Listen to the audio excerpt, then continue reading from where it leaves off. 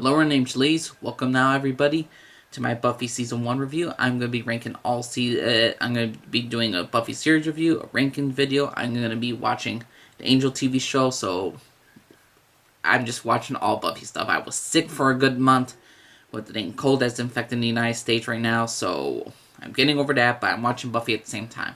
I just finished the entire series. This is a Season 1 review. And here's the thing, everybody.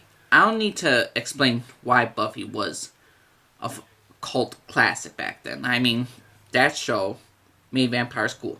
That show brought vampires into a sexy new life. We got the original bad boy Spike. He did not appear this season.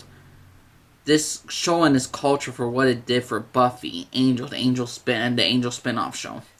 This show did so much for vampires in general. For what it did for Vampire Diaries, for what it did for the Twilight, what True Blood did.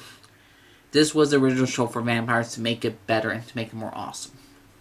So, let's just say this, everybody. Buffy Season 1, I enjoyed. I gave it a B+.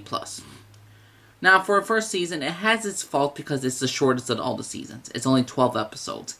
And because of that 12 episodes, you really have to do a lot of character building up. You got Willow, the nerdy girl that is shy. You got Xander, the dumbass doofus, but loyal to a fault guy, who's in love with Buffy in this season. We have Buffy the Slayer, who's just trying to be a normal teenager, who's just trying not to be the Slayer. We have Giles the Librarian, who I love.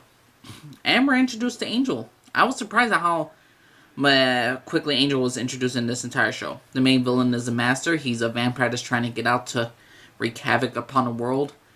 I mean, I enjoyed this season. This season was very good. The problem is, though, since it only has 12 episodes, you have to introduce characters, you have to introduce the villains, and you have to have the steady pace. And most of this entire thing first season was kind of lacking just because it doesn't have a main arc story of basically taking down the Master.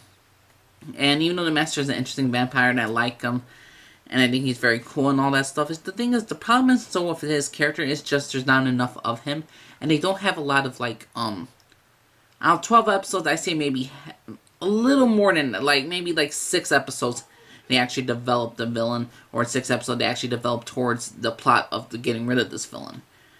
Overall, I enjoyed the first season. I thought it was a very good start.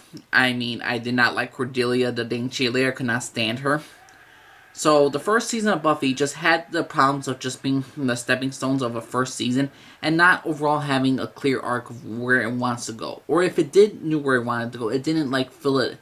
There was a lot of filler episodes. What I mean by filler, I mean they did some little character development and they did the best that they could. But some episodes, I believe, were kind of throwaway episodes that you didn't really need to see in order to catch up with the story.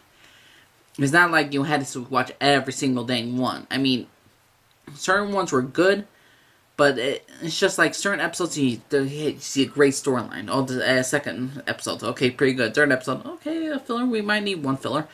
And then fourth episode, fifth, and then it kind of goes up. If you're trying to do a mountain climb, it's like this. It's like, and then eventually gets to its point.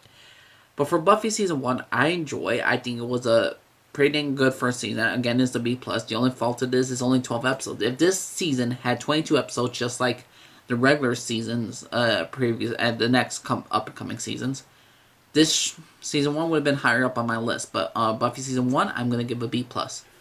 So let me know what y'all think, everyone. Do you agree with me? Buffy Season 1 deserves a higher grade? Do you believe it was a good first season? Do you believe it was a great season? Is this your favorite season? Let me know, everybody.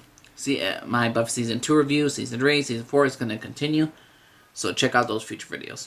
Alright, everyone, my name's Lee, signing off for you to everybody. Bye-bye.